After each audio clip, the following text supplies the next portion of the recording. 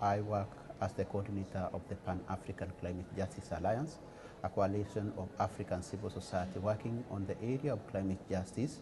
And our work has been to lobby governments to integrate climate change in national poverty reduction and sustainable development strategies in countries. And secondly, is to ensure that justice issues are accorded the attention they deserve at international negotiations like this one which we are today.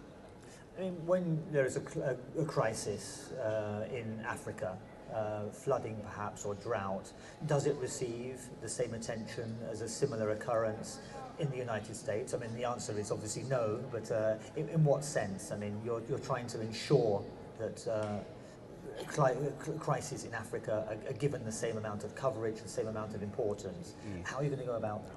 Yeah, actually this brings in the notion of equity in negotiations, and that has become a subject of great interest as different stakeholders, different countries give this issue different interpretations.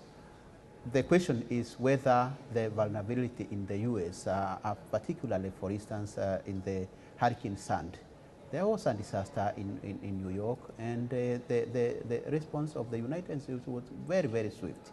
But suppose such a disaster happened in African country or in a Latin American country, how could be the response? So that's why we say the U.S. has more capacity to respond to the impacts of climate change than the poor countries. And that's why we have always emphasized on the issue of equity, and this is captured very well in the convention.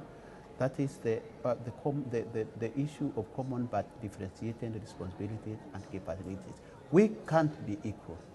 We are different. We have different capacities and we have different capabilities, and that should be captured very, very well within the negotiations. And over the last couple of months, we are really worried because industrialized countries want this to be the same, and it can't be.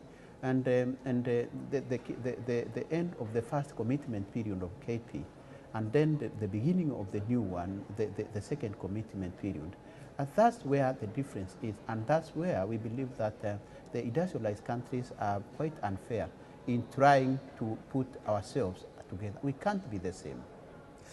I mean, how do you go about changing that perception, that idea from the developed countries, simply having shown so little interest in the crises, in the catastrophes that hit developing nations? I mean, you can negotiate forevermore about trying to ensure they pay more attention to what goes on in Africa and Latin America. But how do you go about making them change that perception of the importance of these crises happening in developing countries? Yeah, we have employed different strategies. Of course, we know negotiations are difficult exercises, and that we appreciate because this is an issue of interest among different interest groups and countries.